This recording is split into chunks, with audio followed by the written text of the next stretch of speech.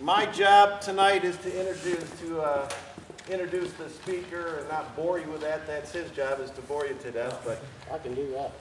we've got Stan Schroeder from Landoll, come all the way from Marysville. Or are you in Beloit? I work in the Beloit office. In Beloit. Yep. Kansas. Dick Ottman is here also.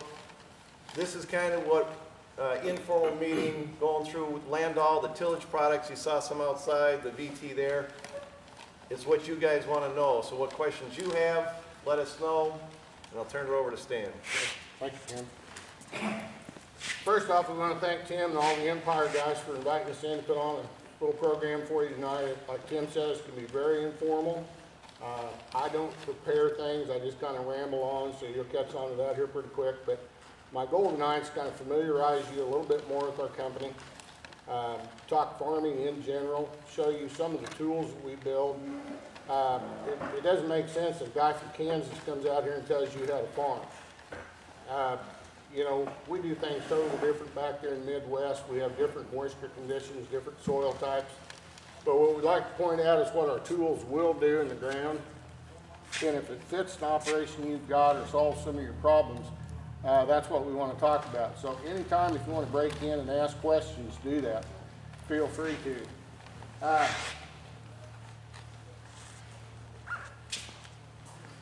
then we're done. There we go. Landoll Corporation is located in Marysville, Kansas. It started 50 years ago in 1963. It's still under private ownership by Don Landoll. You can kind of see on this drawing how he has kind of progressed through the years. He actually started in 1963 in a little shop downtown working for a guy. And then he got his own shop where he repaired radiators, did a lot of welding jobs. His first manufactured product that he ever had were slide-in pickup stock racks. And he's progressed from there and had the additions to the plant through the years and has a little over 500,000 square feet now in the main plant. And in 2008, his business grew. He'd run out of room. Well, he'd run out of room, so he went to the outer edge of Marysville and added a new facility, which has grown to about 300,000 square feet. So he's got somewhere between 800,000 and 900,000 square feet of manufacturing space.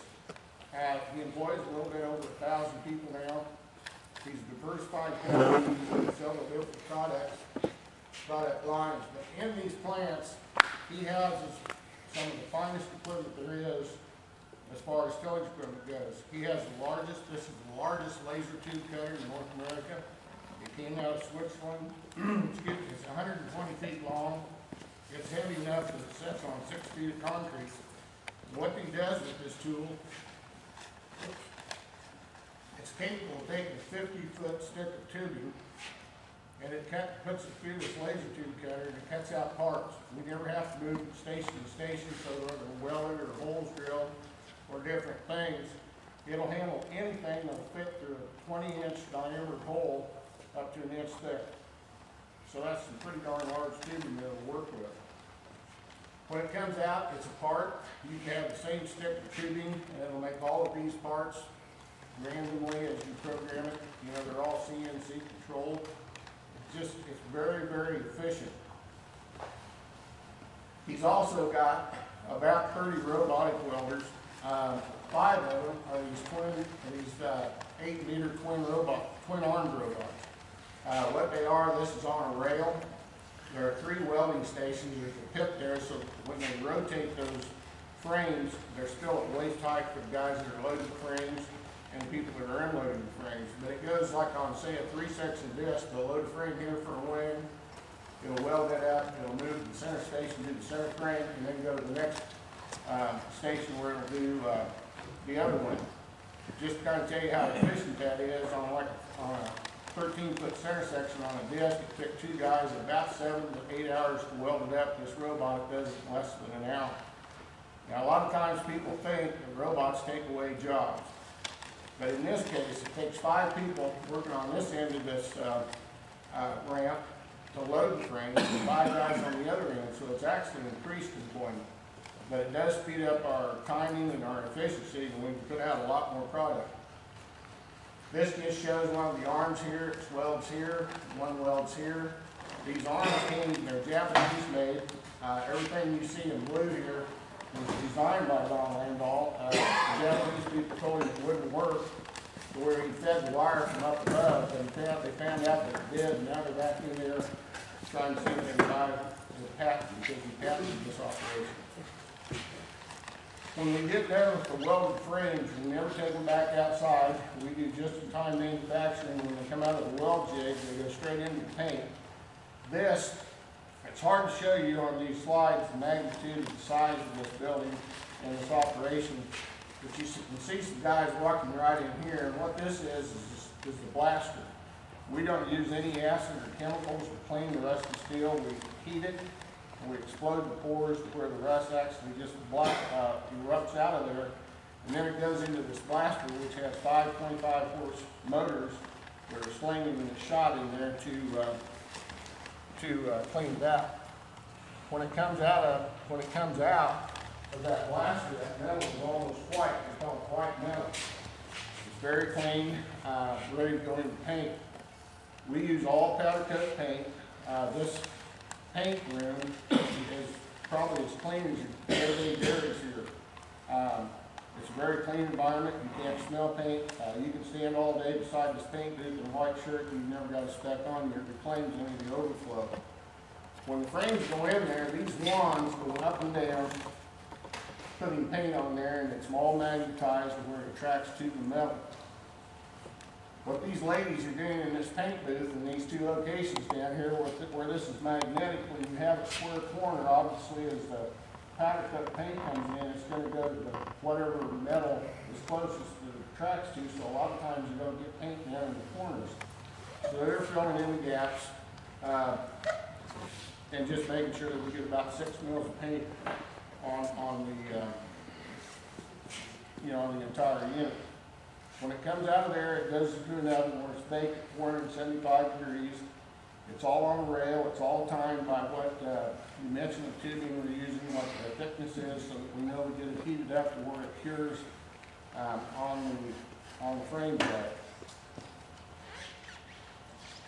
When it comes out there, it's still on the track. You would not put your hand on that when it comes out of that oven. It's still very warm, so there's a period of time when it travels about 1.5 feet a minute on this rail before it's taken off to let it cool down. But you can kind of get an idea of the coat that we get on that. It's a hard coat. It doesn't chip.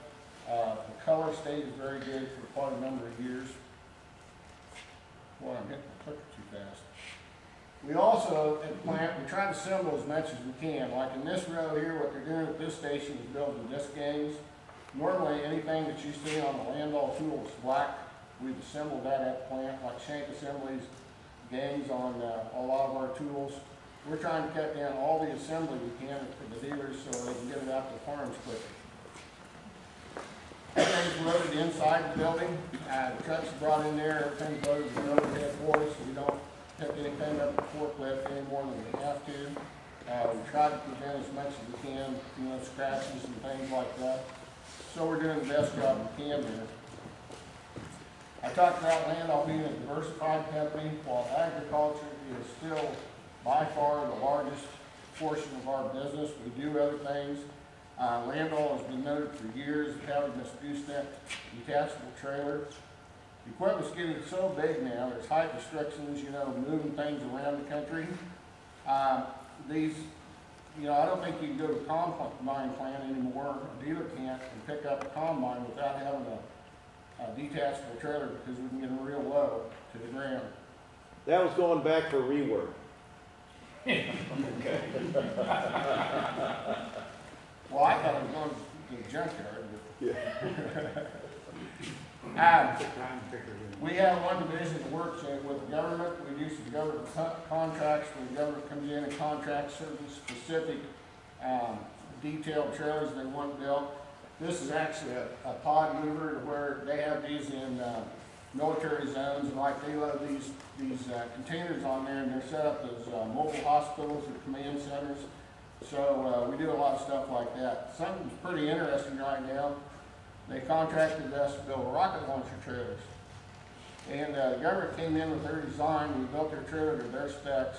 And they took it, mounted the rocket launcher on it, did a test fire, and the whole trailer disintegrated. So they came back in, worked with our engineers who had built trailers for years, and had a little, had some ideas of help.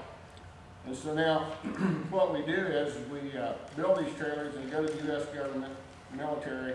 We have no idea where they've gone after that. But if you guys have seen on TV where they've talked about over in Israel, where they now have what they call the Iron Dome, where they're knocking down rockets that other countries are firing in there, I would suspect that probably those were built by Landoll. This looked like a pretty safe war zone. That's where I'd want to work. We also make 2 different brands of forklifts.